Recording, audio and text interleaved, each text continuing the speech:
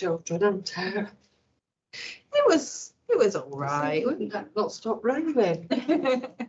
We managed. There's plenty to do indoors if you need to anyway. What did we do in the first 2 weeks?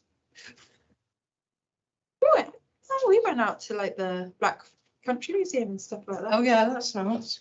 Yeah, it's There's still plenty to do. Just not what you imagine. And then this week it's glorious. Then it's glorious. Yeah, it's the summer you want. It's that summer that is, you know, like in Favourite Five and Just William and those books. That's always described in those books. I don't think it existed. I think that was just the dream of the author. Yeah. Everything was better. Children opted us off for the day with some sandwiches and some ginger beer. Come back at tea time. Do you imagine what people would think of you if you just did that now? Yeah. So Swallows and Amazon. I've just listened to Swallows and Amazon with the children. We've got it on audiobook and we've been listening to it in the car.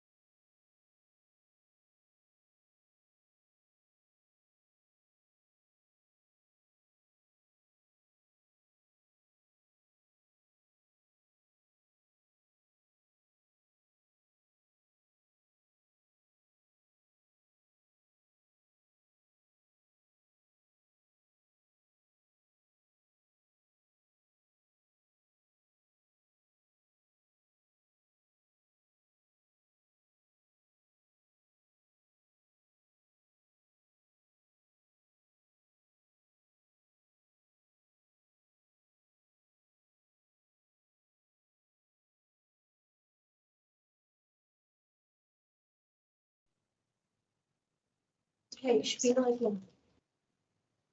Welcome everyone to tonight's Children and Young People Scrutiny Board meeting. I'm really delighted to have such a wonderfully large turnout to see all your lovely fresh faces after the summer. So the children are all heading back to school at the moment, and the teachers and all the people who are involved with them are gearing up for the new school year. So it's quite appropriate that we're having this meeting now. And I'd like to wish all the teachers and everybody going back to school now a huge amount of good luck. And I'm sure all that hard work you've done in the summer has paid off. Would everybody like to go around the room now and introduce yourselves and say why you're here and and who you are and all those sorts of things. Should we start on side with Miles Patterson, councillor in Mickleover. Councillor Craig Twaller, councillor in Oakwood Ward. Councillor Sackley Bummy, councillor for Blakely's Ward. Councillor Kathy Kozlowski, councillor in Cheddiston West. Kerry Hodges, Principal Public Health Manager. I'm here on behalf of Alan Reid, who's our consultant in mental health and representing support children's mental health post-COVID, and also supporting Rose with public health and oral health. So I'm Councillor Lonsdale of Little Over Ward, and I'm also chair of this meeting. Ed Sinclair, consultant in dental public health. My name is Rose Lynch. I'm the Senior Commission Manager for Pharmacy Optometry and Dental in the East Midlands, and I'm the ICB lead for Derbyshire and Nottinghamshire. Hello everybody, I'm Adam Morby, Regional Chief Dentist for NHS England. Hello, my name is Rami Khatib. I'm a dentist and the Local Dental Network Chair for Derbyshire. Hello everyone, my name is Simon Core, I'm the Deputy Youth Mayor, and I'm here to present young people. Hi all, I'm Mohammed Sir, Derby Youth Mayor, also here to represent young people. Evening, Lynn. I'm the Director of Early Help and Children's Social Care, and I've got a report this evening monitoring safeguarding practice. Thank you.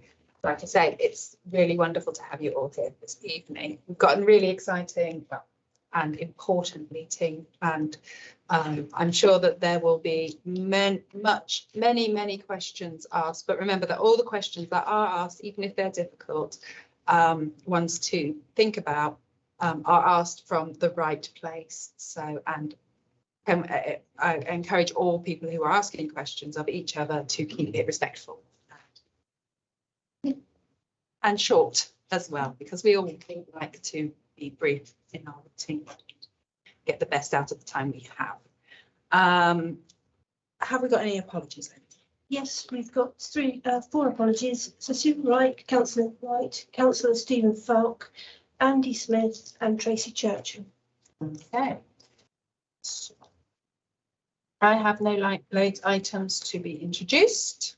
Do we have any declarations of interest tonight? Excellent. So minutes from the last meeting. Are we happy to accept them as a true and accurate representation of our last meeting? I am. Yes. Right. Okay. So, Children NHS Dentistry Update is our next item agenda. So if we can, I'll hand it over to you. Thank you. I'm going to share my screen. Please bear with me. I'm only used to two screens, so I'm not used to the IT side of things.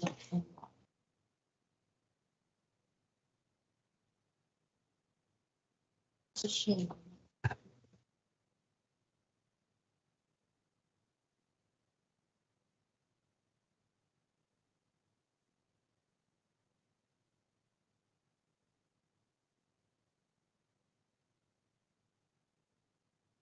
That's it.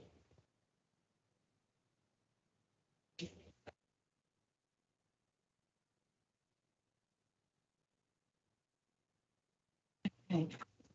Thank you, everyone. Normally this first slide would have been for Clive, who's our director for primary care, part of the Derby and Derbyshire ICB, but unfortunately he's just slightly late. Oh, it's just perfect timing. Sorry. Absolutely fine. I was just about to see the first slide. Oh, Would you like me to take over? Do you mind? No, absolutely fine. I'm just going to sit over here myself. Absolutely fine. Would you like to introduce yourself, Yeah. then I'll do the sorry. rest of the. My name's Clive Newman. I'm the Director of Primary Care for Derby and Director of ICB. As you know, we've just gone in May, April, just gone, we've taken over responsibility for dental. Okay, thanks, Clive. So thank you, first of all, for inviting us back, and purpose of obviously inviting us to do the update for the children and young persons for the HASC meeting. The paper has been developed by myself and some colleagues. To my right, we've got, I'll introduce yourself. I'm Adam Morby again, Regional Chief Dentist. And then Rami Khatib, Local Dental Network Chair for Dentistry. And then we've got our consultant dental public health and also Kerry from the local authority. Just for note on the actual final paper that has been submitted, it gives you a bit more in depth into dentistry itself and also the paper from last year. But because obviously bearing in mind that you are obviously new to the post, I wanted to make sure that you did have the understanding as well. So that is within the paper, just at the top level understanding. Since the 1st of April, as you know, the ICB integration commenced and Pharmacy Optometry and Dental Services was delegated to the ICBs. From the 1st of July, all the staff were trooped over. So where I work on behalf of all the 5 ICBs in the East Midlands, I'm hosted by the Nottinghamshire ICB. It's just that we needed someone to be hosted. So I'll take the paper as read. So I'm just mindful, obviously, I don't want to repeat anything that was in the previous paper. The purpose of this slide pack is just to provide you with some pertinent points from the paper that's been submitted to share in this meeting. It will contain some access data as an update. It will also provide some of the public health overview information, and then also onto what's been happening in the last 12 months and where we are now, basically to obviously help with the children and young persons agenda to access NHS dentistry. So the first slide on access data, you can see that since the pandemic, the screen's on, you can see from the overview of the pandemic, it's moving in the right directions towards the recovery. So where Derbyshire ICB is, that's the purple line, and you can see it is above the Midlands total and the England total. So it is moving towards the right direction towards recovery as a whole. Unfortunately, I didn't have the data just for Derby City, but this is for obviously the ICB as a whole. You can also see that there's quite a significant dip from 23 in April, and that's because of the FP17s, which is when you go and see a dentist, you get a blue form, which is your treatment plan. That gets submitted to the NHS Business Services, and then that's what counts to the provider's activity. So because all the providers are in a big rush to get all the claims in, to get their activity, you can see the peak near the March, and then it just dips down after that, and then it starts to increase again and plateau again. Yeah.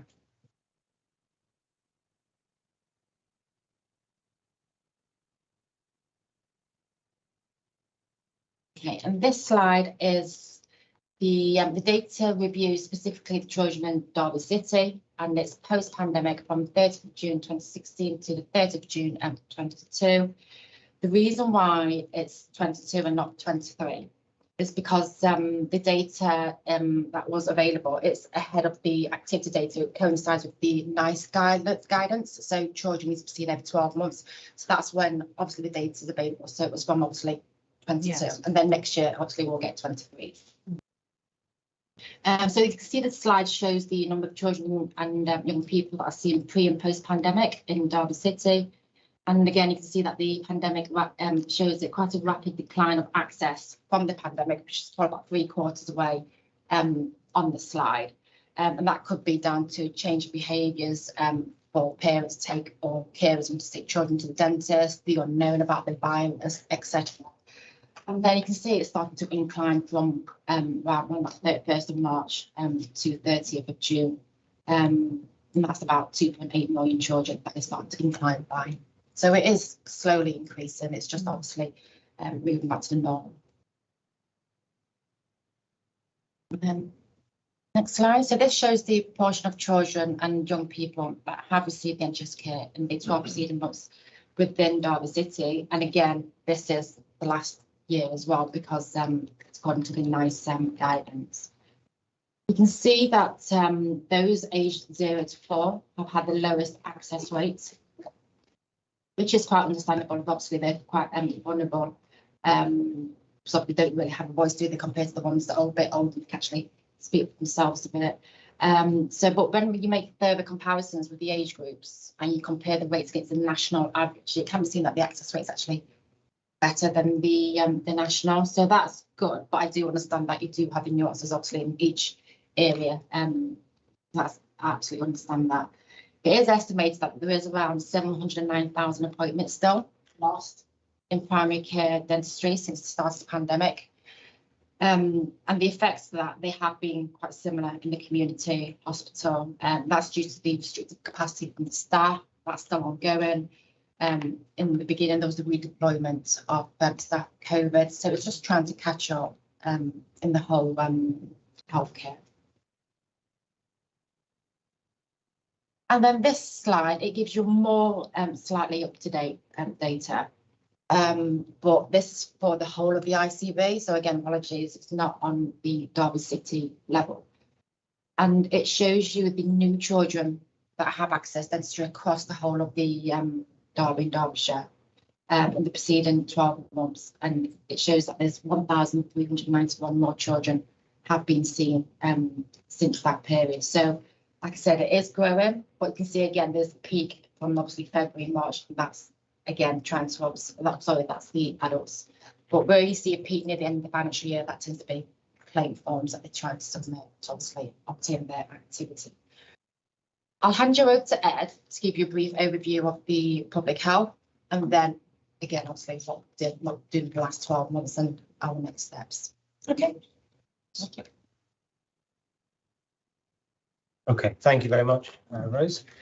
So there's quite a lot of information on this slide, so I'm just going to explain the most salient points. We do surveys every year of 5-year-olds, children, in order to understand the epidemiology of their oral health. And we measure children mainly because it's a very good indicator of how decay will progress later in life. Decay in childhood is a very good predictor of how they will be as adults. And it's also a way of measuring consistently. So we look at several measures, and the one that I've chosen to talk about today are two things: the percentage of teeth that have decay, and then looking at those that do have decay, how severe are they? So as you can see, nationally, 23.68% of 5-year-olds have some dental decay. And in terms of severity, so how many teeth are decayed, you're looking at 3.46 teeth as the average. Then when we look at the ICB here, we're below the national average in terms of the number of children with decay, but then looking at severity, you've got more severe cases of those that actually have decay. So if you look at Derby, for example, 4.3 teeth in those that have decay, which is above the national average. And then looking at it across the ICB, the worst dental health we found was in Bolsover, but also Derby wasn't far behind. And then it's fairly similar across the county, but then if you go to places like Derbyshire Dales. One thing to note also for Derby is that it had the largest number of children with abscesses, ulceration, indicating that they needed more urgent treatment. There's also some more information there on access, and it's sort of displayed alongside the IMD score. Derby is the most deprived part of the ICB based on those scores. And there's been a relative decrease of 35% in terms of access from 2019 to 2022. Okay, so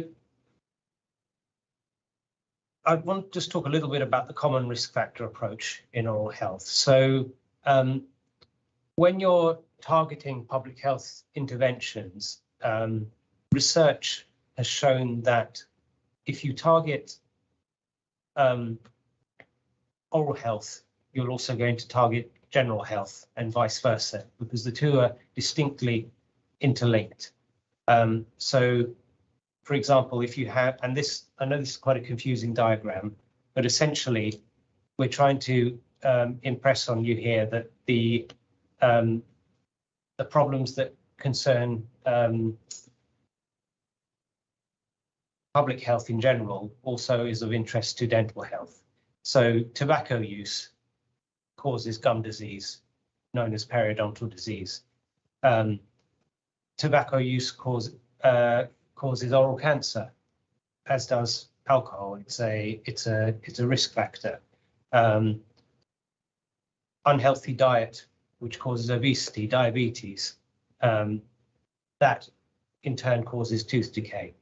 So the idea is that if you are able to target interventions at sort of lack of exercise, injuries, which often is increased in deprived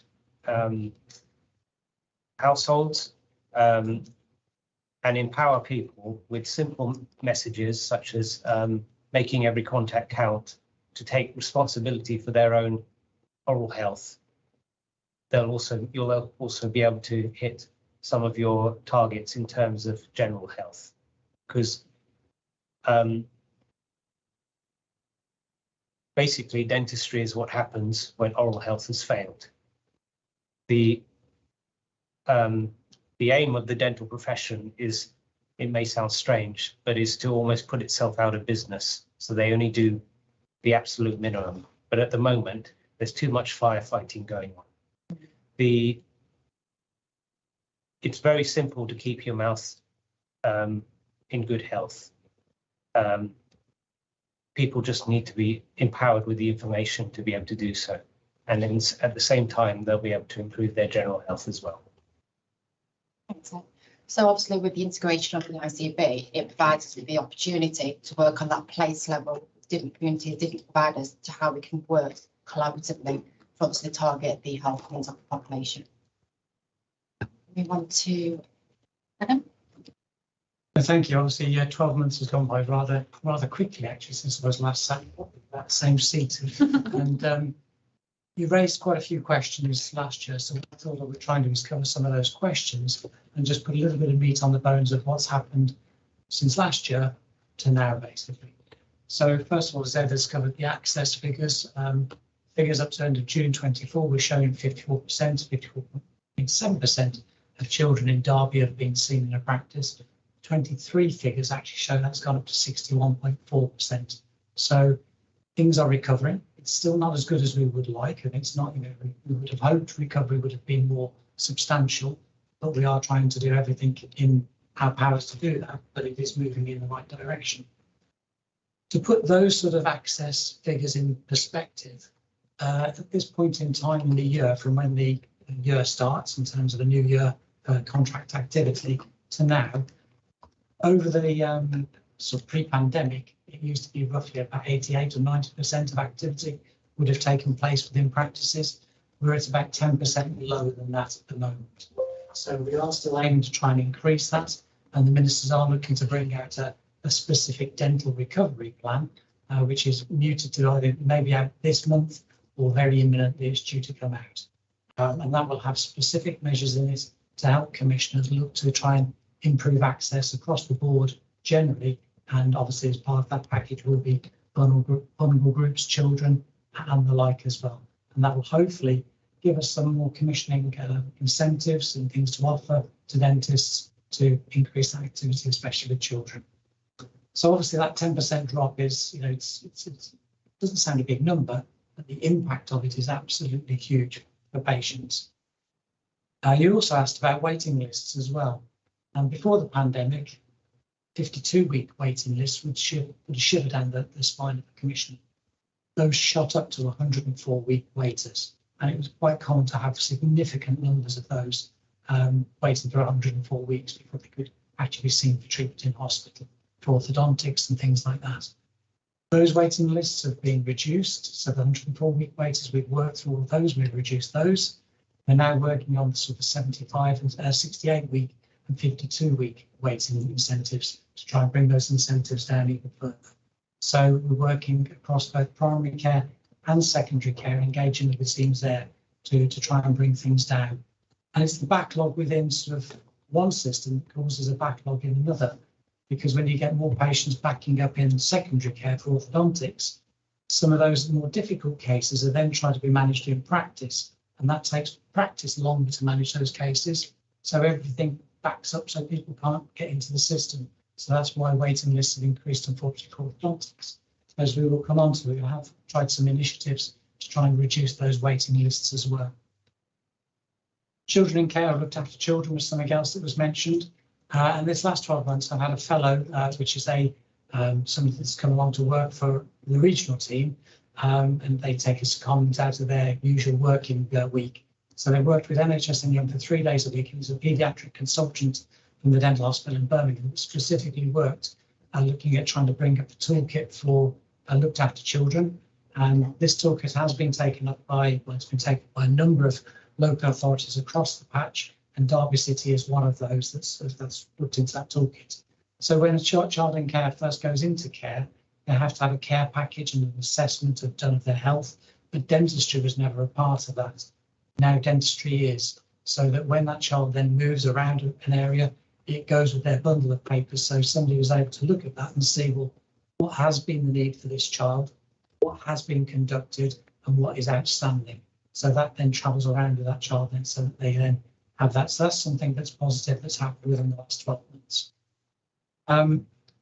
As a part of that, there are sometimes children in care that can't get access to dentists. So we've linked up with some of the community dental service, that we've got a mechanism to triage them through the community dental service and into practices in primary care that specialise or have a particular interest at working with children. So we are able to find a mechanism and pathway for those children that haven't got access to dentistry. So that brings me on to contract reform, because when we spoke to you last, it was only just that we'd introduced several new measures, which were the first changes to the contract in the 10-year period. One of those changes was changing the activity that dentists were recognised and sort of got more remuneration in terms of activity levels for the increased work they were seeing in patients. Because of the delay in treatment or delay in time before patients actually got to a dentist because of the pandemic, the number of fillings or more complex cases or treatment they needed had increased. So it was taking a greater period of time to treat those patients. So as an incentive for the practitioners, we've changed how they're remunerated. So taking on those bigger cases isn't as onerous for them. They do get more remuneration for it. Also, skill mix was brought in with those contractual changes. So this is where we've tried to utilise therapists and hygienists. So therapists can actually open and close a course of treatment on their own. So a patient doesn't have to see a dentist. They can go in via a therapist. And these therapists can do sort of deciduous extractions and sort of quite a bulk of treatment that dentists can conduct. And that will help speed the process of seeing patients through the practice. Currently, there's only 2% activity of with those types of patients who go through those types of therapists and hygienists. That's part due to their therapists and hygienists aren't able to prescribe local anaesthetics at the moment or prescribe high-dose fluoride. So there is an exemption that's been currently moved through Parliament to the human medicines regulations, and that will hopefully be very early in the new year, that will be resolved. So that will increase that activity level that we're seeing from therapists and hygienists with the work they're able to deliver with children. We also talked about the cost of living crisis and the impact on patients. Obviously, with children and young people, it's up to the age of 25. So up until sort of school ages, dentistry is free at the point of delivery for those patients. but obviously once they come out of education and later years, they will have to pay for treatment. So obviously if they are on low income, there's low income support schemes that we're trying to sort of make more widely known via different comms from the NHS comms teams as well to help those patients. But also the cost of living is having an impact on practices with the in terms of retention of staff. Staff are looking to move to better paid jobs. You've got the increasing cost of utilities such as gas, electric and materials costs, and all those are sort of having an impact on practice. And that's why there has been a shift, as you all have seen in the papers, of practices moving more away from NHS, more to private, so that they can actually balance the economics of their practice so that they remain viable. But again, we're trying to find mechanisms to what would interest those types of practices that have shifted the balance to bring it back more to NHS dentistry. As I mentioned, the workforce data has just been released for 22 and 23. It does show in Derby that there are 49 fewer dentists in Derby now than there were pre-pandemic. There were 577, I think, before the pandemic, and now there's 528. So we are trying to put different incentives and different mechanisms in place to work with the teams that we have got to ensure that we can increase that output. And I think the fact that we've lost dentists, but we've increased the activity in terms of going from 54% of children being seen to 61% is proof that whilst there is a shift in the direction we don't want them away from NHS, we are trying to minimise that movement with other things we're bringing in. And as I've said, we are waiting that specific workforce plan from the Minister to be released, and that will offer hopefully different incentives that we'll be able to offer to the profession, different methods of commissioning, whether we go for sessional rates, and hopefully offering some different types of services in a different way. I think we'll just move on to the this slide. Thank you very much. Yeah. So obviously this slide is trying to go through some of those recovery initiatives. As you will see from the slide, there are some practices that have just not wanted to take up some of the different incentives we've offered. And that was obviously last year. So what we've actually done is engage with the local dental committees and the regional one that covers across the whole of the East Midlands to try and look at ways of why practitioners aren't interested in going for these schemes and to look at how to offer things in a different way. And that's what's building into the investment plan in 23-24, which is setting out different objectives, priorities, and an investment plan across the year to look at how to move things forward in the future. And hopefully those different recommendations and a different take on things will hopefully improve access even more for children. I'll move on to the next slide, which is Clive, which is the collaboration of strategy. It is. Thank you. Yeah, so I think this is just this slide, just as you can see, sets out the broader framework within which we're starting to reorganise or organise dental commissioning. So as we've already mentioned, the integrated care boards, which I work for, have taken over responsibility for services in general, and that does bring opportunity to develop more integrated care, really, linking up GPs, dentists, pharmacists, and other providers in a more organised way. We have, as you've already heard, continued to work with the team on the set of initiatives that they had already in train. So you've not seen a kind of radical shift in what we're doing. As you can see there, there's work on oral health improvement. We are working on NHS communications, care from consultant here in dental health, public health, and we're continuing to collaborate with the team overall. See Readiness here also from the local dental network. So whilst we've taken on the responsibility, we've tried to build on what the good work that's already happening. We're working within a national framework, as we said, so we have limited opportunity to make radical change. We've talked a lot, and you've heard today, about the local initiatives that we're trying to bring in. I think that in the future, we'll be looking to bring in and really stretch what we can do and our freedoms and our opportunity to try and improve services for the dental provision for kids in Derby. It's quite a broad piece, but that's probably where we are now. That concludes our slide pack. I do understand it's quite a lot of information to take in. So I hope that the information helps just to understand, so it's that full picture, isn't it? In terms of the challenges, etc. So any questions? You mentioned there's incentives that are set up for the staff as well. I was inquiring about if there's any programs to interest the public to gain more knowledge about oral health as well. Through the local authority, we've got the oral health improvement programs. So there's money from NHS England that's given to the local authority to supervise toothbrushing programs. To I think Kay will probably explain it far better. Yeah, so we've implemented oral health system-wide campaign, and within that campaign we targeted specific groups that we've identified through the needs assessment where their oral health further improvement or support. Is there any areas that you focus in more that need more help? Children, young families.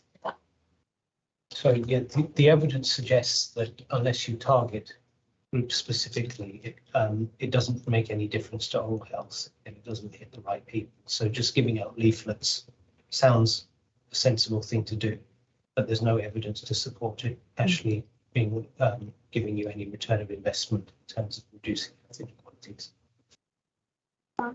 Can I just add, from a perspective from a dentist working with children and general practice, I think that message is really important, that information and prevention is the key to everything we're doing.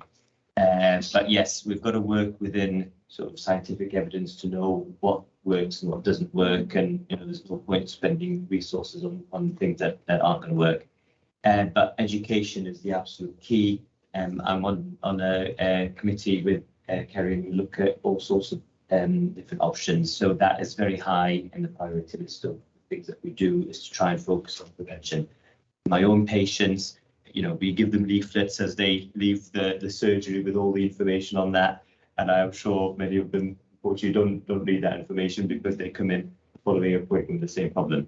But the message overall will come through the more we give it and the more widely we distribute it, and that's the absolute key.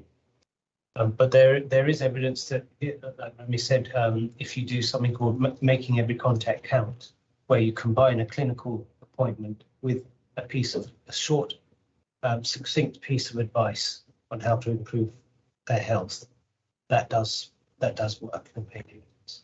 But it has to be done, carefully, in a bespoke way for the patients. Yeah. So we do that now for STEM. So every contact visitor has with the health is integrated into that holistic assessment. So it's seeing the context of the child's work. It could be around their eating, physical activity. It's reinforcing those simple messages, those key messages that we've agreed as a system that Rami highlighted. So that the idea is that those simple messages are reinforced wherever the family or child comes into contact, whether that be health visiting or the early years setting or the GP practice. Thank you. For Rose, and maybe Adam as well. Rose, you talked about lost hours, and Adam, it's 50 dentists fewer than there were in Derby. Is that wholly or mainly due to dentists that have left the NHS? You're still working in Derby, perhaps, but private. These are NHS dentists that are the statistics are confusing, because it tells us there are 50 people that used to have activity on the NHS are no longer providing that activity. What it doesn't tell us is, was one of those people, for instance, did they work 5 days a week, or did they just work 1 day a week? And how much was their commitment to the NHS? So they may have only seen 1 patient a week, or that you don't know the level of activity. So whilst there has been a reduction, you don't know exactly what that activity was by those individuals. And also been a shift and change as well in terms of dentists, they wanted more the flexible working. So obviously the part-time rather than the full-time, as you seen many, many years ago. Yeah, they're all adopting for the obviously flexible. So this, the move away from NHS dentistry is of course probably things like that. Really, we can choose perhaps a bit more, and you can certainly charge more. These incentives, do you think they'll tempt the private sector dentists back? Start somewhere. I mean, it's not unnatural. Yeah, I mean, at the moment we're sort of limited by what sort of the national team and the contract will allow, and that's hopefully with the recovery plan come out. Hopefully there'll be a bit more latitude be given to commissioners to sort of use different avenues and use flexible commissioning. Because what we can utilise is 10% of a contract to deliver activity in a different way, and that's something else that we may be able to utilise for certain practices, because obviously some practices are wanting to reduce activity, and at the moment sort of the standard line is that we don't like practices to reduce activity, but that's tending to have one outcome, which is the practice then hands back a contract. So we've got to find different ways of discussing and negotiating, and that's, we have to take that stance because that's the national stance of what we're supposed to do. But hopefully with the recovery plan coming out, that stance has only had one outcome, and we've got to have different outcomes and different ways of working. So that's what we're trying to look to develop, how we can sort of retain practices, because it's no point of losing people if we can retain them, but they may just deliver fewer outcomes. That explains why the 22-23 uptake was quite low, because it was still in recovery. We were still in recovery, but also because it's expressions of interest, it depends whether they have the workforce capacity to deliver. A lot of practices do want to deliver, but can't get the staff. Yes. So until the, like Adam says, there's a national change from government to the actual contract, we are limited. So in terms of that 10%, it's about plugging those gaps for the inequalities. Not just a case of reducing the contract, say I only want to see 70% patients, I only want to see 90%, and the other 10% I want to do something else. It's got to plug those inequalities gaps. But also we need to be mindful that it still increases that access, because otherwise you don't want all the contracts reduced by 10% and then essentially reducing that access, because obviously it have a knock-on effect on it. It's just getting that right balance. Universal service really, but in tough times, yes, you've got to prioritise. I understand that. I've been on to look for a dentist this evening by the park. There was none for adults. 2 or 3 said we'll take children. So this was my next question. How many dentists are taking on? Last year came to my board on Adults Health and said that only 6 dentists were taking on children and none for adults. So has that decreased then? So those figures are fluid. So the practices will update their own website on the NHS to provide that information as to whether they're accepting new patients on or not.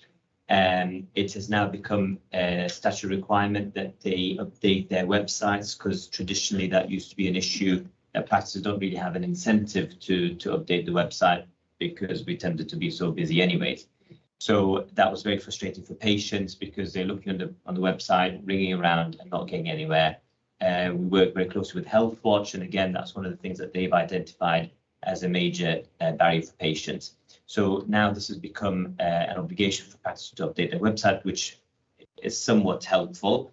But even then, we are still working with Health Watch, and we're also working with the NHS website to develop the website and make that more useful. So while the information may be more up to date now, the fact remains that there aren't many practices that are taking new patients on. And that's the challenge that we've got. We are addressing that in a number of ways through all the different schemes that we're doing.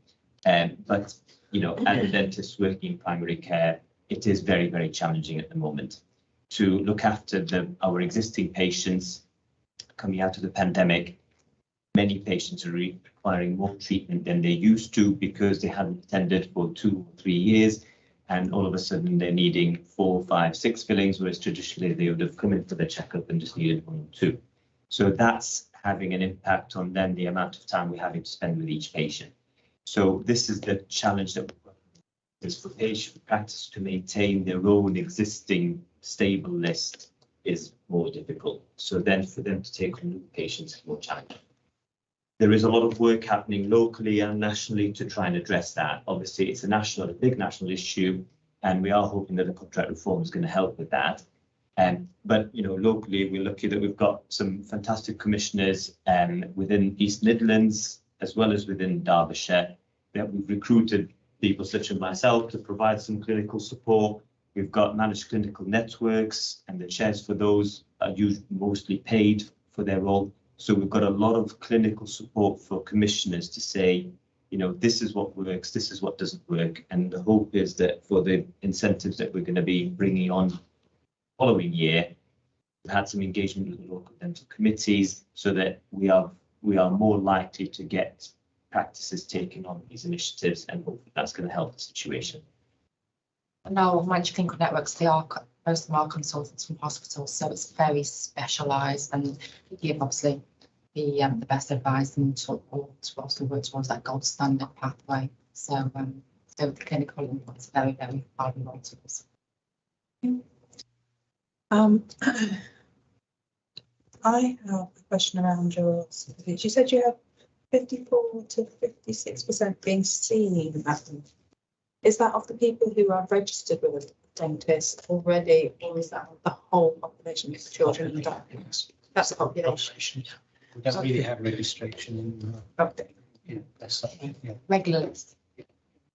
Because I think we in your report that you gave us, we noticed that about, was it 30% of children are not seeing a dentist at all yet? Yes, Of our population of children. yes, but then also with that 30%, we don't know whether, or the ones that have access, whether they have access private dentistry. So it's the private data we don't have. So that's just obviously as a whole, but we can't obviously take into account the don't know about how much that is private. So Okay. Yeah, I mean, but without that data, we have to assume that that 30% of population of children in Derby will not be having access to a dentist. How are we addressing that issue? so what we have done in the last, did you want to come in on that one first? No, I think I just said it, Councillor Longstaff. I think your frustration is our frustration. Yeah. You're right. We don't know exactly, but it looks from the survey that a third of children in Derby are not accessing a dentist. Maybe they are, but let's just take that at face value. 30% aren't. We also know that deprivation, as Ed's already said, is a key factor. So we potentially have a situation where the poorest people in Derby, and children in Derby, haven't got access to an NHS dentist, which is shocking, isn't it? And that's not the situation that any of us in this room want.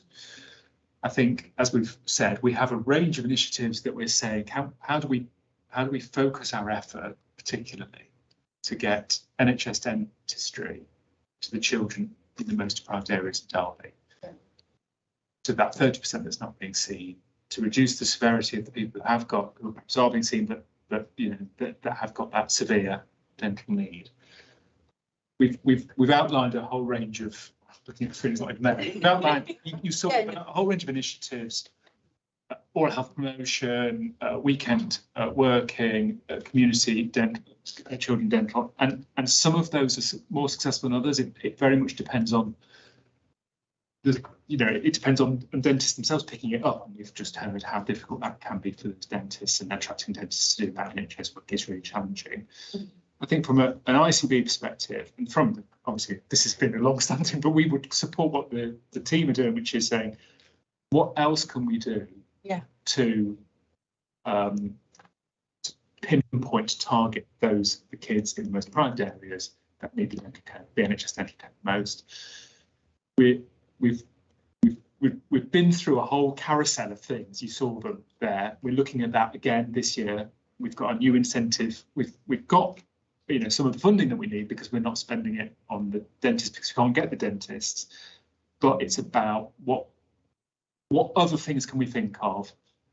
And how do we work within the confines of the national contract? Because we can't, it's a national contract, we can't pay 5 times what everybody else would pay as a national contract.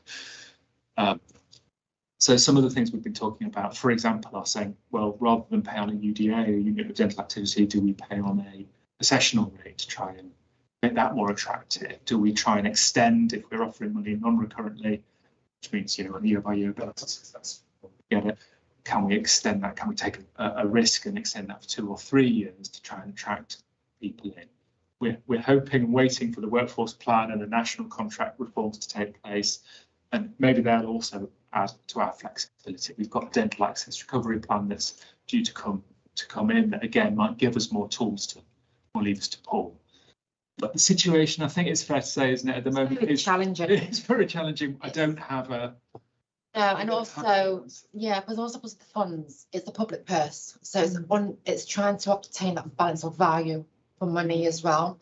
But in terms of the initiatives that we have done for children, specifically was in 22, 23, we did the community dental services. So we do know a lot of dentists don't take on children, a lot of them.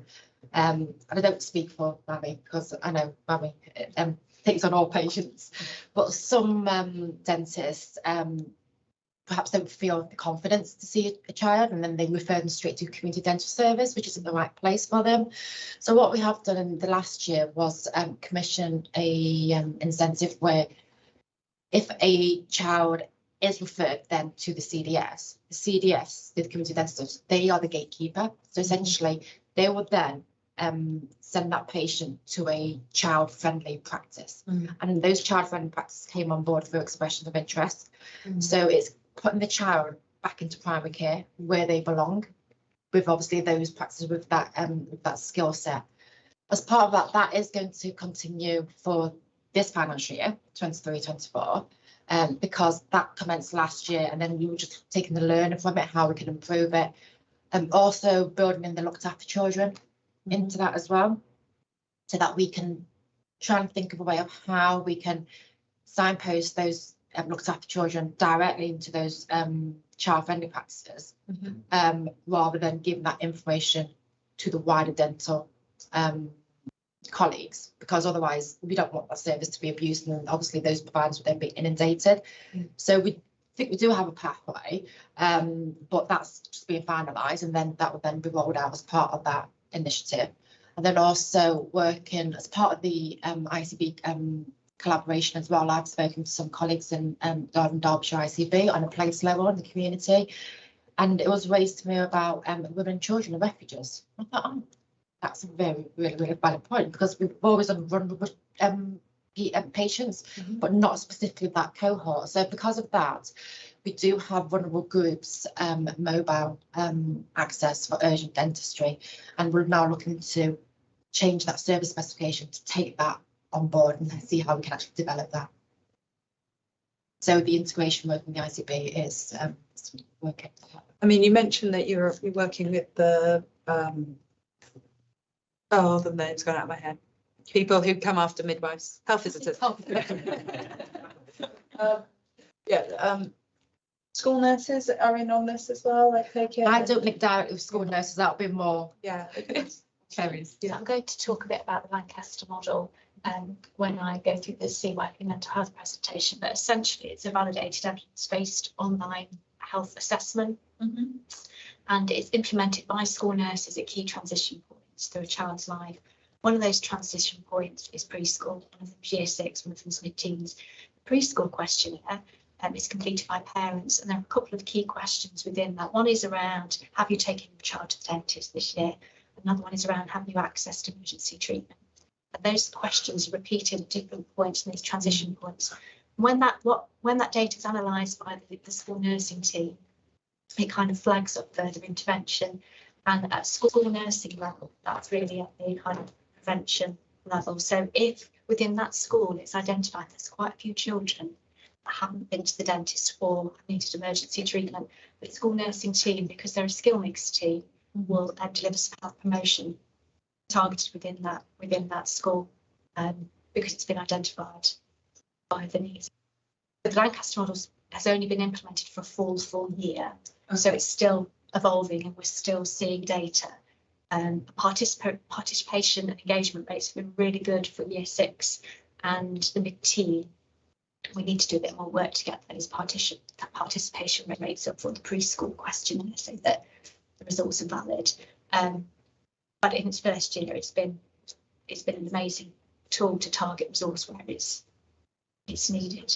Okay, that sounds very And that's interesting. another element of the collaborative work itself. We have the oral health steering group, which meets monthly. So obviously Kerry attends that meeting, Rami attends, I attend. And we talk about what the local authorities are doing, how can we work with integration with the local authorities. Obviously we transfer the funds over. So where they may not have the workforce, we may have the workforce, etc. And it's just how we can get to that place level, just to target those areas and get that access. Okay, thank you. That's very It's working with children at all different levels, even children in secondary care and hospitals, with children with learning disabilities that enter hospital more likely to develop aspirational pneumonia due to poor oral health. So just by improving their oral health, and teams that do that in the hospitals now actually improve their outcomes and health outcomes, and they'll get better quicker. yes. Well, it's like your little graph that you have. Okay.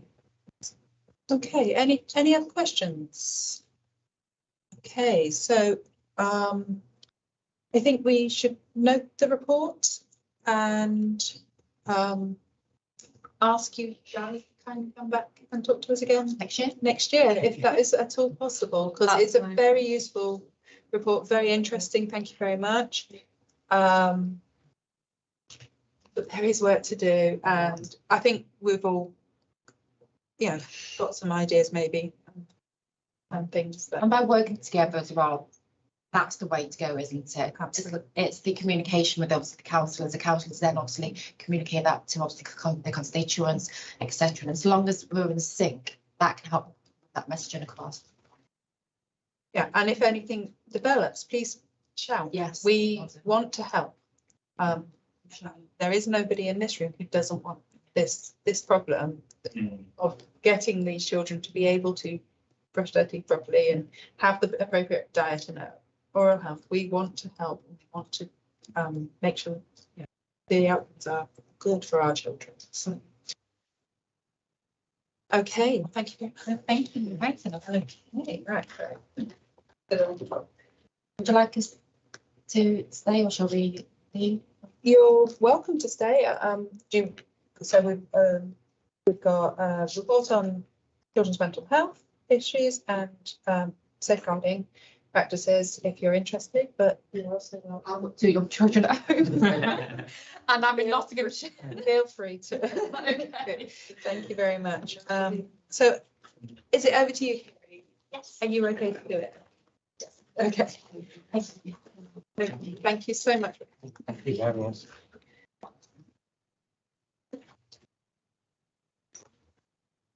Thank you. Say hi to Alan for me. Yes. Yeah. Thank you very much. Thank you. Take care. Bye.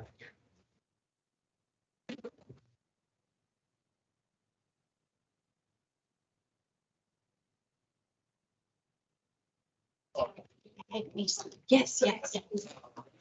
You're comfortable. Yes, it's fine. So the brief was to provide an overview of the mental health needs of children. Got quite a few slides, quite comprehensive. So what I'm going to do is just to pull out a few pertinent points for some trends. This is what the presentation covers. It covers headline data.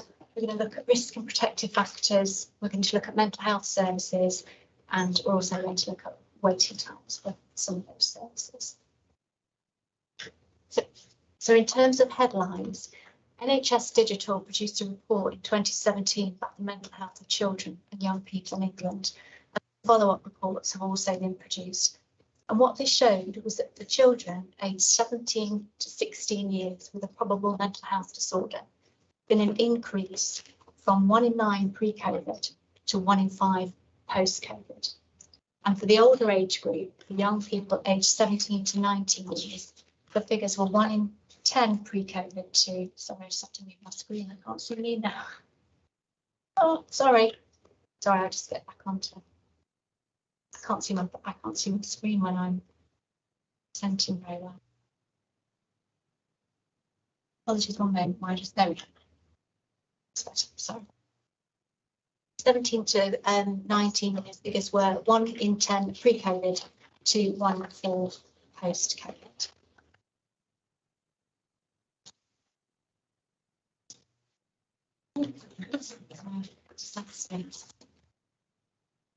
Right, sorry.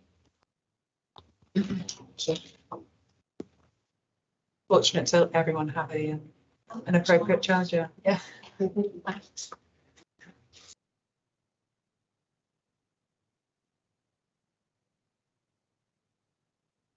There we go.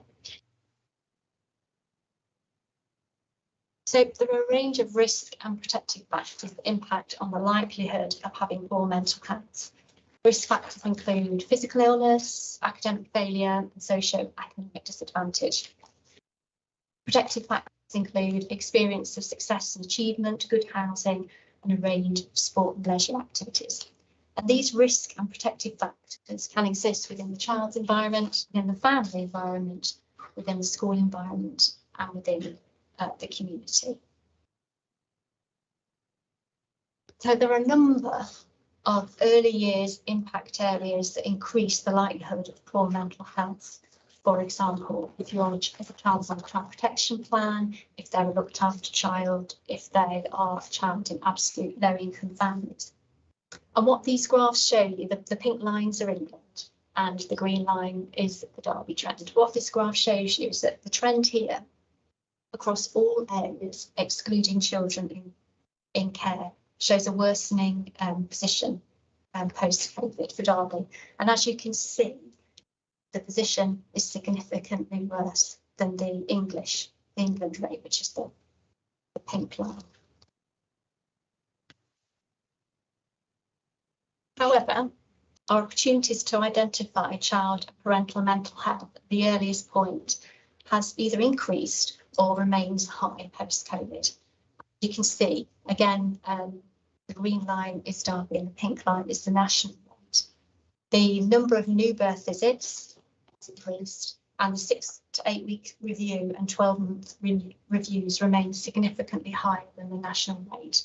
And these are visits that are completed by our health visiting team.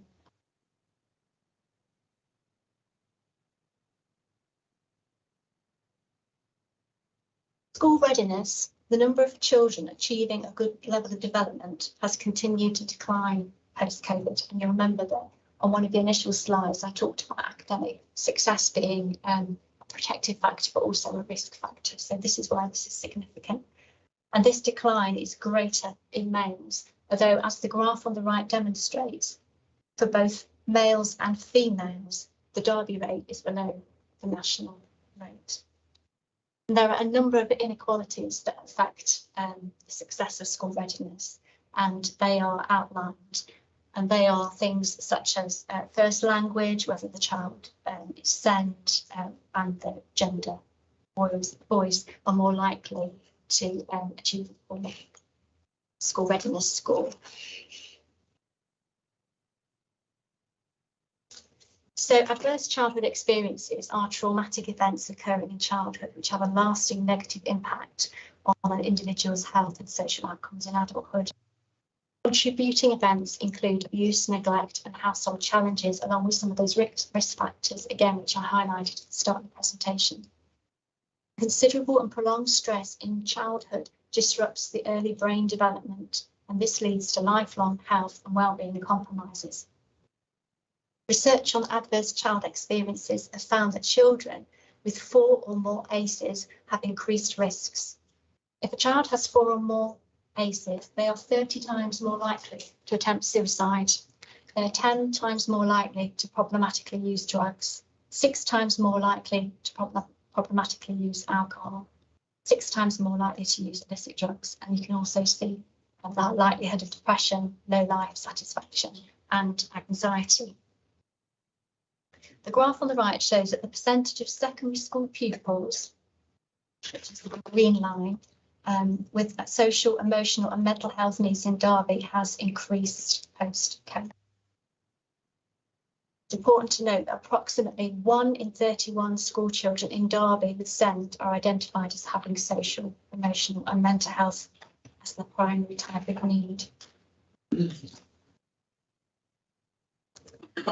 I mentioned the Lancaster Model earlier. So the Lancaster Model is a series of online school-based health questionnaires that's delivered by the school nursing service in every school.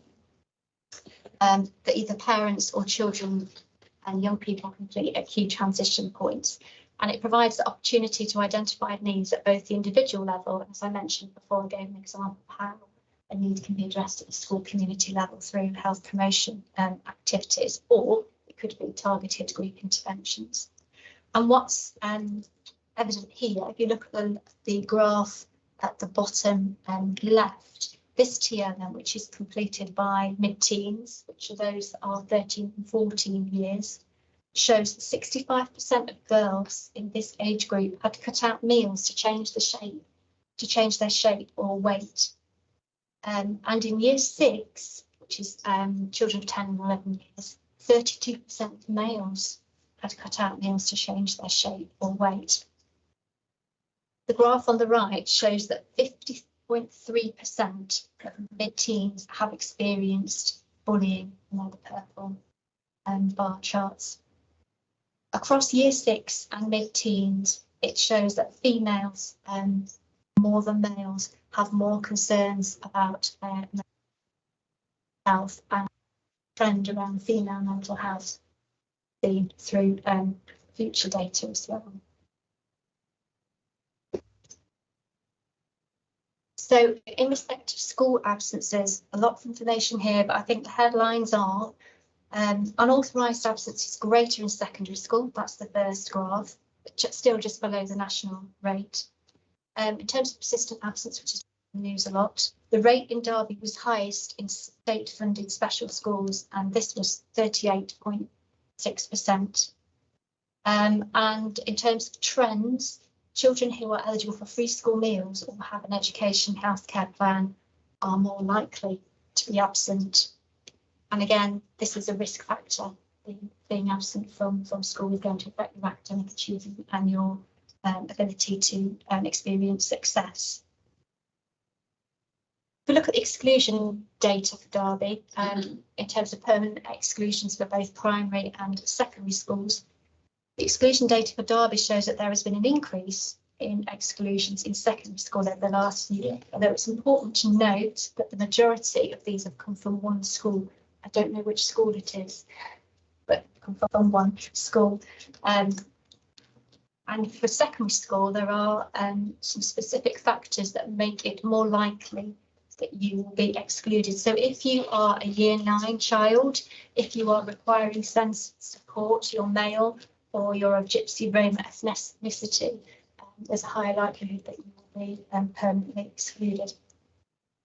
The table on the left shows that permanent exclusions in primary school post-COVID are lower. And then the research findings at the bottom just talk about the correlation between school exclusions and mental health. Children and young people with mental health disorders and needs. So the first graph on the left shows that the percentage of children with a probable mental health disorder, both at the 17 to 16 year age bracket and the 17 to 19 years category, has increased.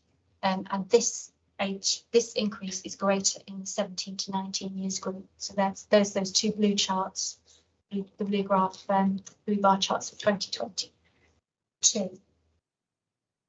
It's also important to note the graph on the right shows that 31.2% of females within the 17 to 9 years group will have a probable mental health disorder. And finally, the number of 16 to 17-year-olds that are NEET has declined post-COVID.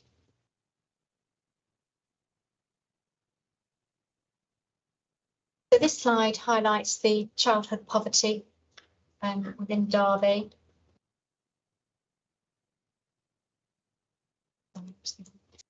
A couple of important points to note. 28.4% of children aged under 16 in Derby live in absolute low-income families, and 1 in 4 children aged under 16 in Derby live in areas which are amongst the 10% most deprived in England. And again, if we go back to our chart looking at risk and protective factors, these are risk factors to poor mental health. And again, there are some stats. If you are a child living in a lone parent family, you're more likely to be living in poverty. If you are a child living in a family with a disability, you're more likely to be living in poverty.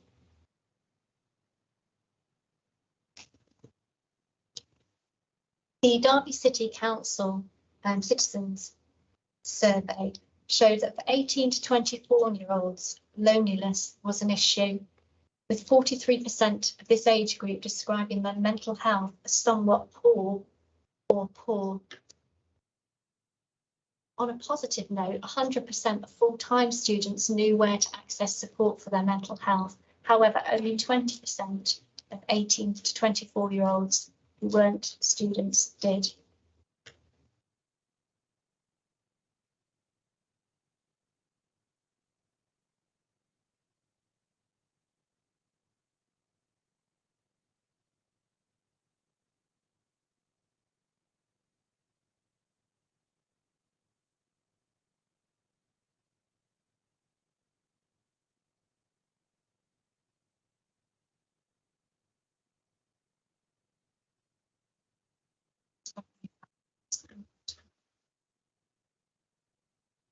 Here we go. Mental health services and waiting times. So this slide highlights that more young people are receiving support for their mental health needs. However, the demand post-COVID has increased significantly, and the complexity of mental health needs has increased, and the impact this has had. There are now significant waiting times, 68% for children not having a recorded care contact.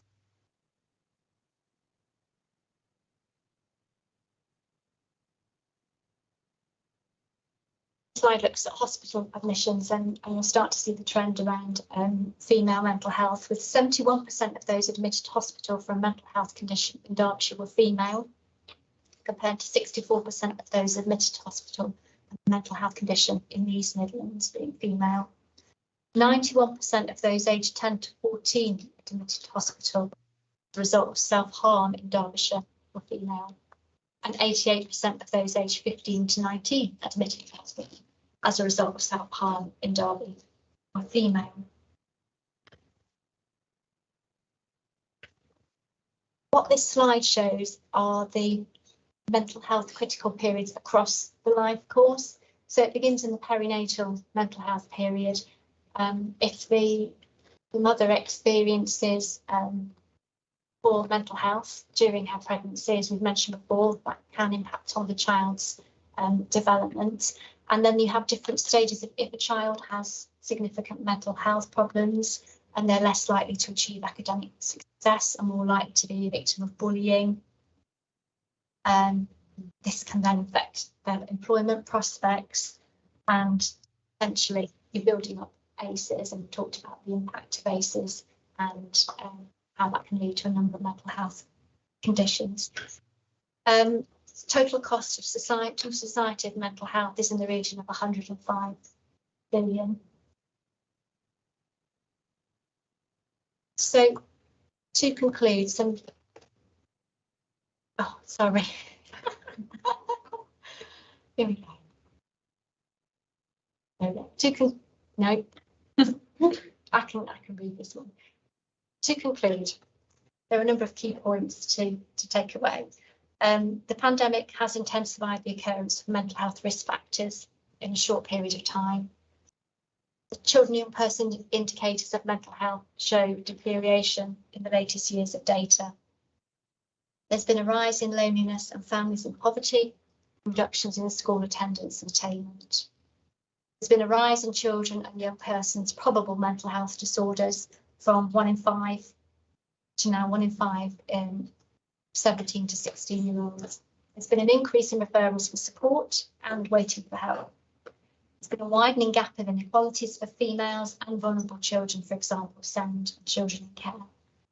And just to note that the cost, and I think this was mentioned in the report, the cost of living crisis is further compounding the pandemic effects and recovery, because the cost of living crisis is going to impact on those risk factors that we highlighted at the start of the presentation. And that's the end of my bearing with me. You have sausage fingers every time I press the button. It's happened to us all. Any questions, everyone? I thought there might be. There's a small question at the end, but I just want to add on. There is evidence and correlation between attendance and the outcome of your results later on in life. So obviously there's more unauthorized absences. You're missing a lot of info. You're missing a lot of help that you could receive from school and other services. So that would mean that it's just worsening that individual's mental health. And what I really want to ask is, does the school often deal with that once the child leaves the school, or is it brought up to a third party? Well, I could talk about the Derby and Derbyshire mental health pathway. So these are services that are commissioned essentially by the Integrated Care Board. And I believe that they are going to come up each day to give a bit more detail. But they do have a number of programmes that support schools. So one of the programmes is called Changing Lives. And that programme ensures that every school should have a designated mental health lead. So they are trained to support the school to identify mental health concerns and deliver appropriate interventions. And those mental health leads do provide ongoing CPD to make sure that their mental health knowledge and competencies are up to date. They can also, young people can also access other early intervention programmes. So there's another commission programme called Build Sound Minds. That programme is for mild to moderate problems. School nursing will also provide a short brief intervention for mild to moderate. So there are the programmes out there, and there is a pathway in place, but noted if a child or young person does have a significant need that cannot be addressed by these intervention programmes that are targeting mild to moderate, if they need a CAMS intervention, then there is significant wait time. So does that still come? Say it's a child in year 11 leaving school, will the school still help them? If they've left, if they're no longer a school pupil. I don't think if they're in school, it would be necessarily the school would pick up a referral for them. But those services that I mentioned for the young person is how they are identified, supported to access that provision. Colleges would. I had a few questions. That's okay. I'd like to write them down then so I can remember them all. First question was if there's any data regarding the impact social media the internet has had on young people's mental. I'll just let you answer that one first. I don't know is the question. So the answer, so if I could take that away. Yeah, that'll be good. I just add a little bit to that bit. So obviously with there was a lot of shocking figures on there, but one of them was the cyberbullying one, and especially with the mid-teens, the fact that it didn't actually rise that much. I wonder if it's possible that because it could be due to society still learning what cyberbullying actually is it still just kids just being online to each other? People can be anonymous online and things like that, so I don't know if that actually hides it, where when it's face to face, people are a bit more like, that is bullying, like stop, whereas online does it have a bit more of that? I don't know if there's a way that we can potentially look to that, because it's not as big as a jump as I would expect, because for mid-teens they obviously have access to online things, social media, stuff like that the younger ones don't necessarily, so I just expect it to be a bit of a bigger jump really. If I can take that away. I know that. Could I just put it on, just on Mohammed's point as well, we're on social media, because it was in my head and I just glanced back over when you're listing the risk factors, and there's some that are reasonably specific, but social media doesn't feature on there. And I think it is something that should be considered to have its own specific factor on there that you know, is considered on future report. Absolutely. Social media is such a big part of young people and children's life. I mean, not just young people, not just teenagers, but children, and incidences of racism, all sorts of things have huge impact on young people I've worked with in the past through their social media. And I haven't been a youth worker now for a few years, so it's going to be getting worse. Yeah, anyway, yeah. Carry on. On slide 7, you mentioned about the development, like a good level of development during reception. I was wondering if you could explain specifically what is meant by a good level of development at reception. There is a checklist, so I'm not an education specialist, but there is a checklist of skills, and so there are a number of domains. So there's gross motor skills, fine motor skills, and social skills, for example, that a child needs to be able to exhibit at that age. And the assessment that's completed is usually by a teacher within a reception class. So it might be things like, can they tie their shoelaces, for example? Can they communicate certain words? Sue Ann, are you doing the research? a big struggling for me. I think toileting is a big one, isn't Yes, it? yes. Are they able to put on their own coat? So it's about them being ready to learn, having those skills that enables them to learn. So I think some of the challenges that our education provision have had is that they are there geared up in reception to start teaching them skills, but actually they're having to do some of the fundamentals, which then the toileting is an example, or some of the physical skills. If they haven't got good fine motor skills, they can't hold a pencil, for example, so they can't start to do some of that lettering. Apologies. And then for the final question, on slide 7, you mentioned about exclusions. I was wondering if there is, or what work is currently being done to reduce the number of exclusions in secondary schools. There's a lot of work being done to reduce exclusions. Again, it's not my field. Sorry, it's the educational skills.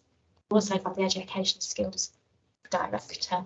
I do believe that in terms of mental health, the Changing Lives programme has been targeted to work with certain specific schools. So that's about improving the mental health provision, which we know is linked to school exclusions. I believe there was a lot of work with individual schools that happened to a lot of inclusion work actually. So there is a SEND inclusion charter that has been developed, and that's about encouraging schools to be more inclusive rather than excluding.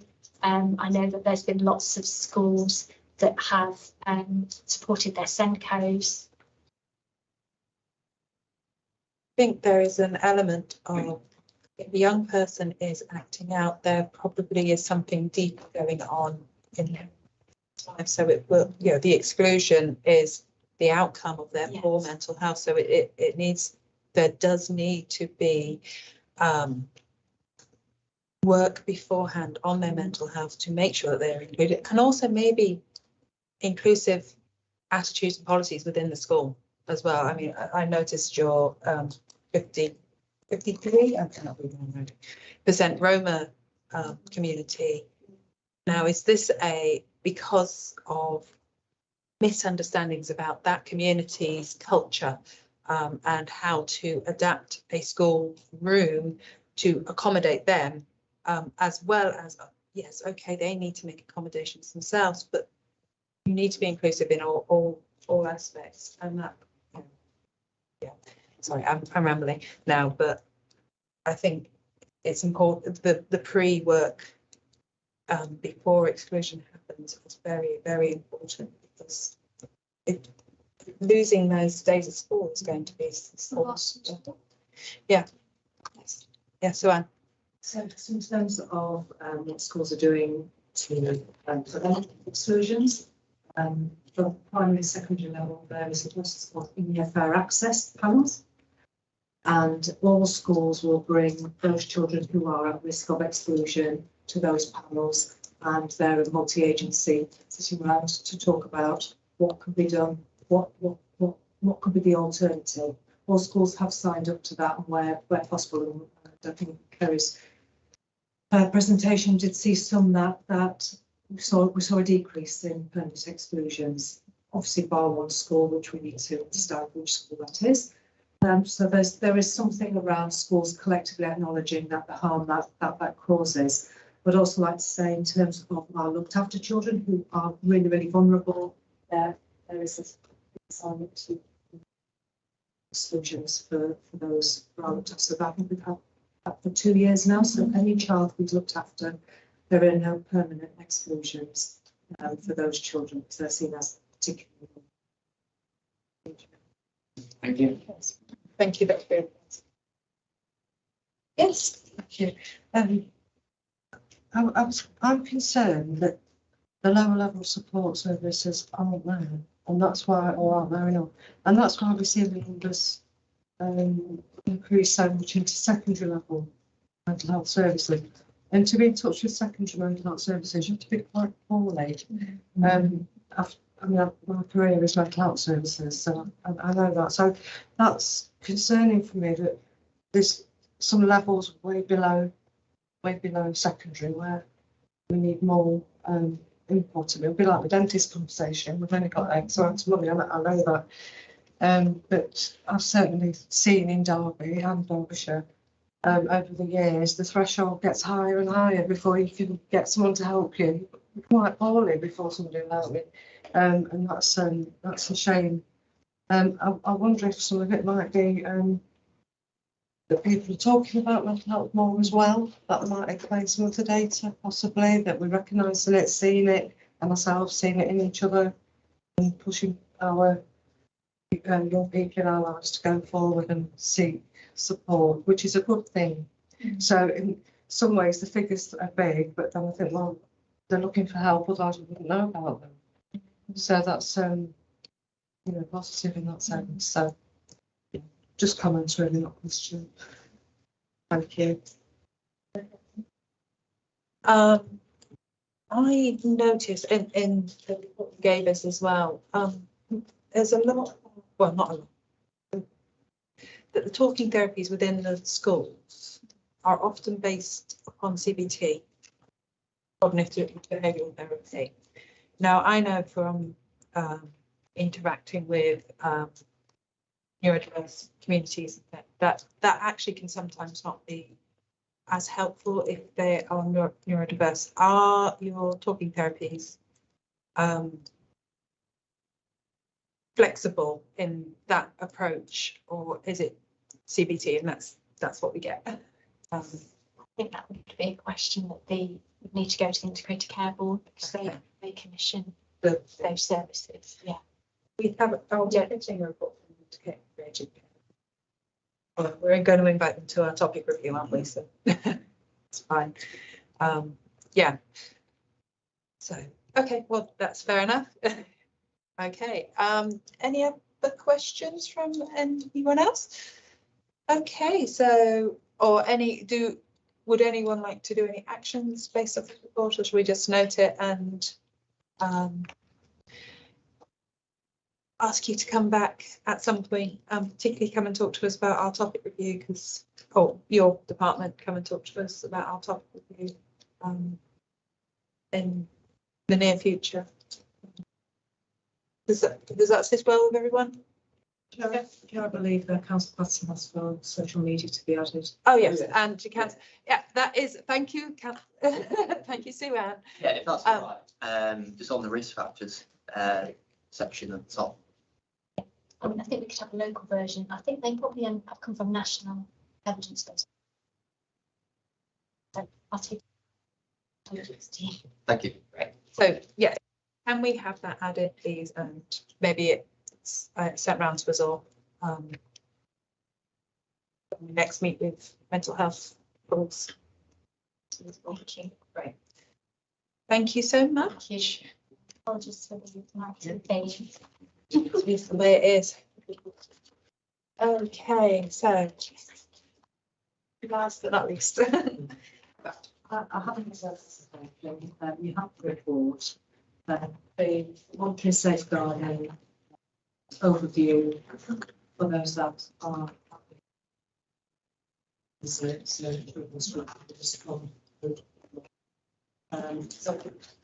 just to explain in terms of us, we are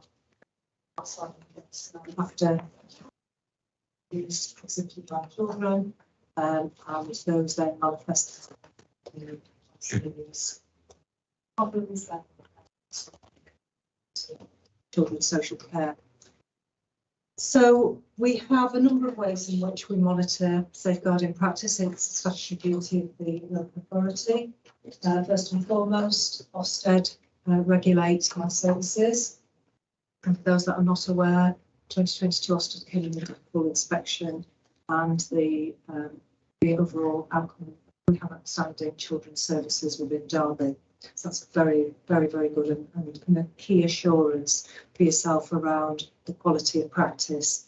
We also monitor our safeguarding practice through performance measures, and the KPIs are in the report, and I'm going to go through those in a moment. We also have internal quality assurance processes and lots of internal meetings, both internal and external, ranging from practitioners right up to the chief executive and the lead member, who have keen oversight of what's happening with children.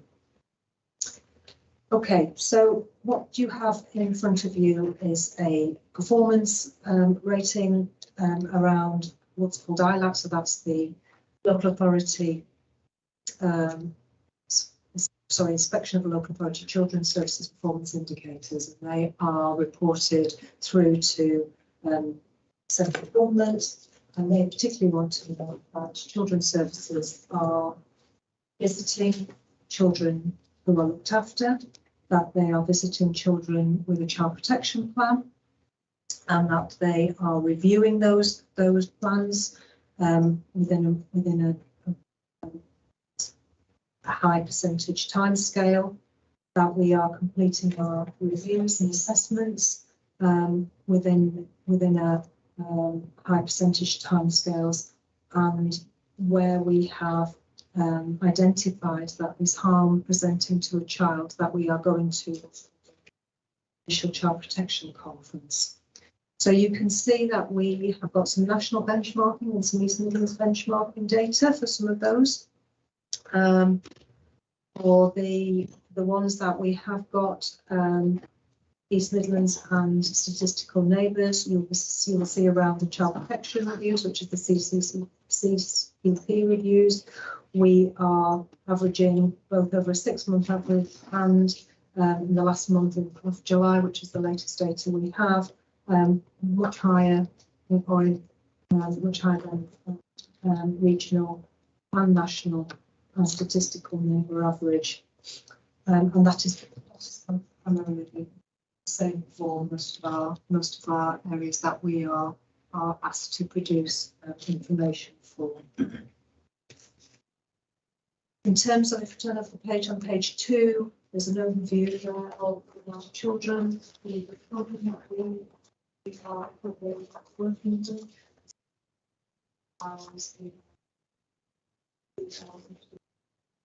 Between 3,200 to 3,500 at any one time. We have targeted early help cases, children in need, child protection, and children in care. You'll see that the demand for services is high in Derby in terms of pro rata for 10,000. So our children in care, whilst we are seeing a slight downward trend, we are still much higher than we should be for a city of this size. You'll see that the trajectory went up predominantly when we part of the needs that children presented and felt resilience reduced, as we know. Kerry's talked about mental health, and once you have there on different challenges for families, it becomes very fragile for them once you're there on other areas altogether. Same as child protection. Again, we saw the spike in 2021 when we went to not limited to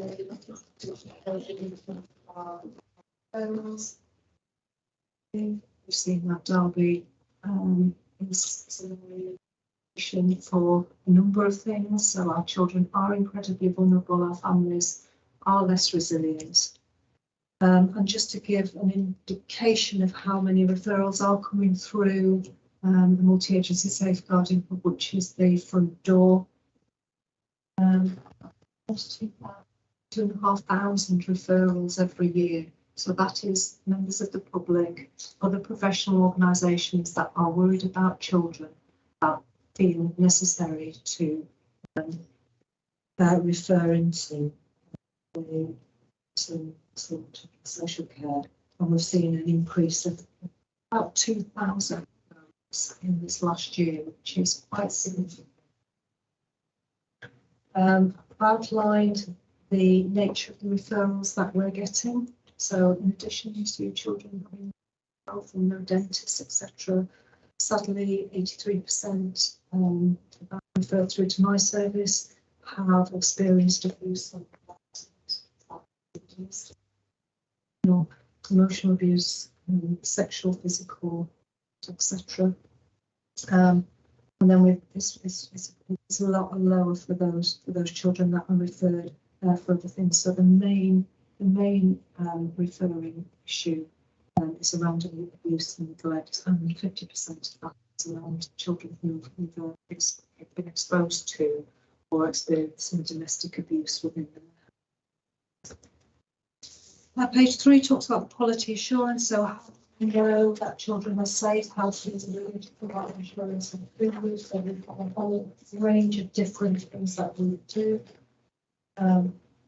First and foremost is case auditing. That is done across the board from our Director of Children's Services, myself, heads of service, right down to team managers, and we have a monthly theme where we will dip sample. But we will also do different other activities as well. We have recently reviewed our quality assurance framework so that we can make sure that the voice of the child, that we're talking to parents, that we're talking to the child, we're talking to the worker, we're talking to the partners, we are examining what's on the file, that we are absolutely making sure that what we are doing can be evidenced as being effective. So again, the details of our quality assurance programme is there, and there's lots of different things that we have now started to include in that, and that's all linked then to workforce development and training, and ongoing training that my staff need. Moving forward on to 4.3, and we talked a bit about rising demand in the system. It's about as you can see, that through the front door, 22,000 adults for teams to be with us, which is that vulnerable child in all of those. Who is going to be, where is that vulnerability? So we work with partners to be really clear about referral criteria. This isn't a universal service. This is about thresholds are met because children are facing significant harm and need protection. You'll be aware of things dentistry, teachers, social workers. There is a national sufficiency shortage of social workers. So we are having to look creatively around how do we recruit and retain the right quality of social worker. We have very high standards in Derby. We expect that workers are that outstanding temporary level because children deserve that. What we have been looking at is the fact that we obviously can't always recruit to all of our posts.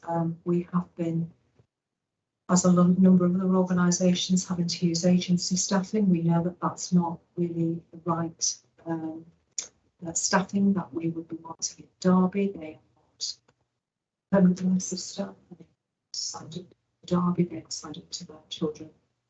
They are in essence temporary staff that we have to use. So we looked at this last year around how can we creatively address some of this, and the managing demand section 4.3 outlines some creative work that we looked at through an investor save, through how can we really prioritise what our social workers do and where those aspects of work that have crept into our social workers' time, can we make that a different type of role? And the outcomes there are really compelling in terms of what we've been able to do and to reduce our agency workers from 18 to 1.5, but also to contribute to saving some money, but also giving a better service to children, because that ultimately what we want. And we want stability for children. We want social workers who stay in Derby and who are committed to their families. So we're really pleased with this, and this will be continued. We have low levels of sickness, which is great. The pressures are huge, as you can imagine, dealing with that cost. There's lots of abuse for children. However, we have got low levels of agency workers and low level of long-term sick, which is quite significant for Derby. So all in all, there's quite a lot to assure yourselves that there is a number of safety mechanisms, and I'm happy to take any questions on. Thank you, Chair. In terms of safeguarding referrals from members of the public, how important are they alongside, I guess, the multi-agency concerns that are raised and referrals that come through? Do they make a larger proportion, or about 6% that come through from members of the general public? Either whistleblowing, it could be either anonymous or some signs they are made. Every single referral is considered with equality in terms of what information is being presented. We do have a threshold document, so each referral has to meet a particular threshold in order to initiate any particular action. But it is absolutely critical. Some of our situations or some of the referrals that come from general public or from neighbours or concerned citizens, but it probably only makes about 6%, but it's still quite a significant amount that we get from the members of the general public. And just in terms of that process, so somebody rings up and makes a referral or raises a concern, and so it's an initial document that's filled out based on what is the information given, and then is that kind of either passed upwards, or kind of a decision is made that that's not going to be taken any further, just based on that initial. So there are two mechanisms. There is a phone line to call for people who are worried, or there is an online referral form, and that will guide. We often advise those people that are phoning up to complete the online referral, because that will guide whether or not that this is the right process for what the information that they want to provide to us. So that will be explicit about whether or not that meets threshold. When it comes through, there is a team manager and social workers that look at that information. What they will do is then they will look to see, hasn't the referral coming from somewhere else?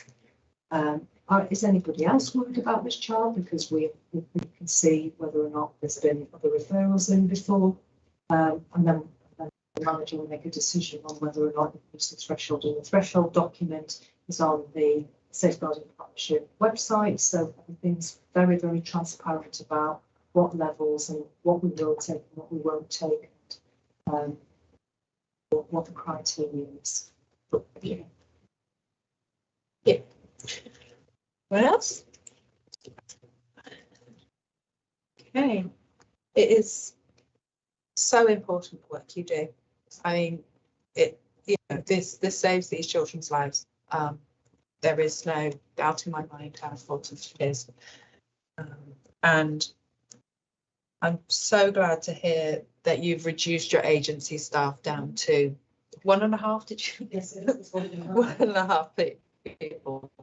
How that was it? Yeah. Part time. Yeah. Because consistency for this particular group of young people is essential. Yeah, I'm just making comments more than asking questions.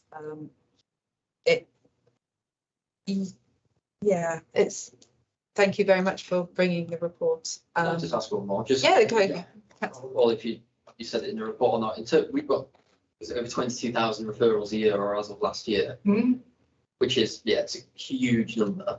How does that compare to other local authorities or cities of a similar size, or even at the county council? I think every local authority is seeing an increase in referrals. I mean, clearly we have to do quite a bit of work around, because some of those we have to touch every single one that comes in, so we have a duty to look at them.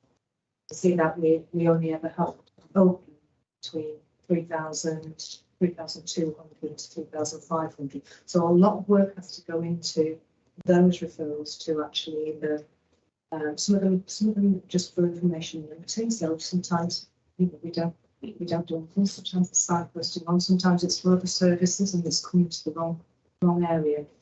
But I would say that we have got higher levels of those referrals, and I think I said to you that at all levels we are disproportionately higher for our looked after children population, our child protection population, our child in need, and I think that is something to do with the resilience of other services in the universal space.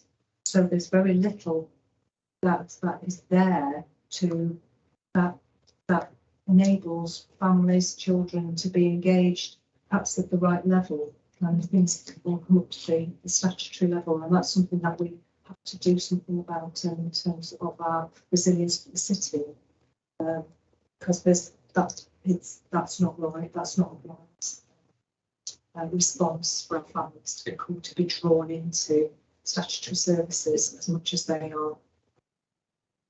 Yeah, I think that has been the theme for today, actually, that our lower levels, our safety nets are missing. And we need to, as a council, think about how we bring that safety net together and signpost. And it shouldn't all be delivered by us, but we need to know where they are and things, and we need to know that they're being effective. I think for all three reports we've had today, that has been the main message, is that the lower levels are not necessarily catching everybody who needs to be caught before they end up in that situation where they are into your service. And that's so important. Do you have any suggestions on how we might take that forward? Yeah, you tell us. Challenge our partners across the universal space. I think there's something around engaging our communities to be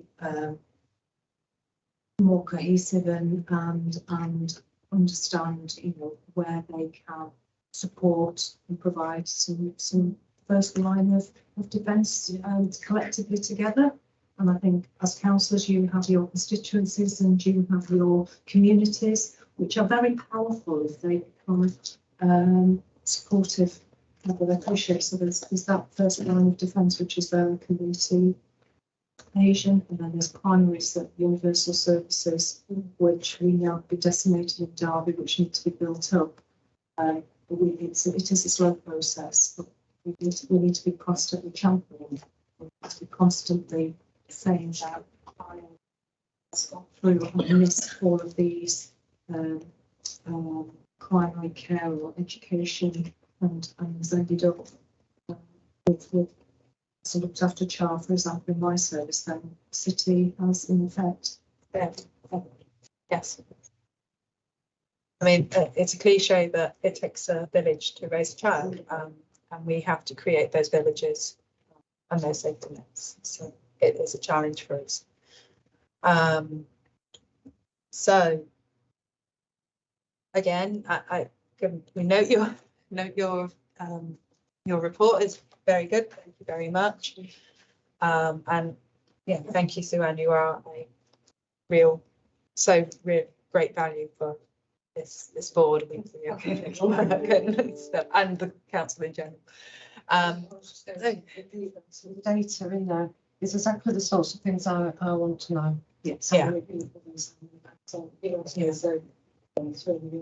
Right. Any information, plethora of information about everything. So if you need anything other, you're not. And if we have no further questions or things, we'll note that report and we'll move on to our next agenda item. I can see here. So our topic review scoping report, which we've come up with over the last couple of weeks. How we're going to get on with the topic review. So has everyone had a chance to have a quick glance at it? Does anybody want to add anything to it or take anything away from it? And shall we just accept it and get on with it?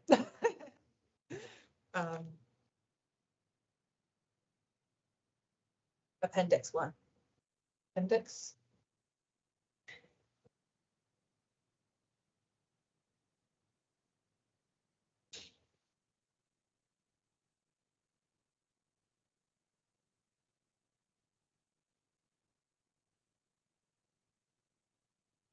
No?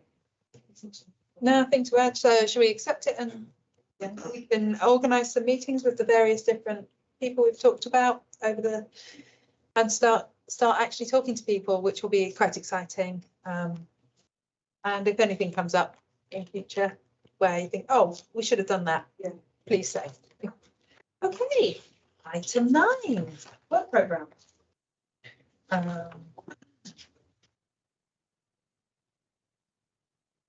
We have our outline for the next few agenda for the next few months. Is there anything that would be like to be added on taking off this? Yes. Yeah, so I assume we've all seen the recent news on the really concerning stories about the wrapping schools, following closures and impacts on people's teachers. Absolutely. I'm not sure if it's something that we're going to discuss today, obviously, because it's very on the spot. But can I suggest that we add it to the work programme for a report to come to the committee at the earliest possible opportunity, ideally next meeting, just discussing the wrapping of the school, whether any have had to close, the impact on them, as well as any steps that need to be taken to address the problem at all.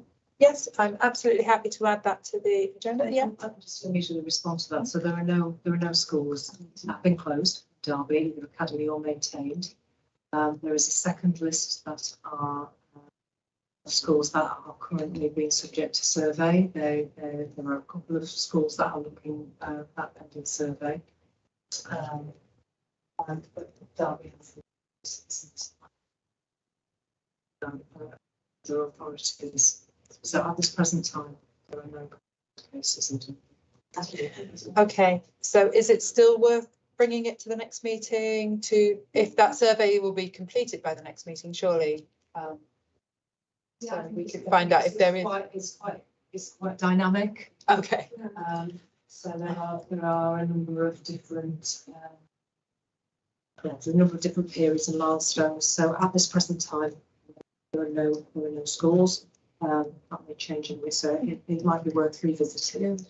Okay, so we'll revisit it as a, almost as, if it needs a report, great, but as an aside question to add to next meeting's agenda. So as a matter of, that's the other way. Thank you very much. But 20 years of youth work does not prepare you for business meeting type scenarios. So, anything else? And if not, our next meeting is on the 16th of October, possibly in this room at the same time. And thank you very much for your attendance and fantastic questions and fantastic reports. All of things that we had some very interesting and eye-opening discussions this evening. So thank you very much. Okay, bye. Thank you, Chair.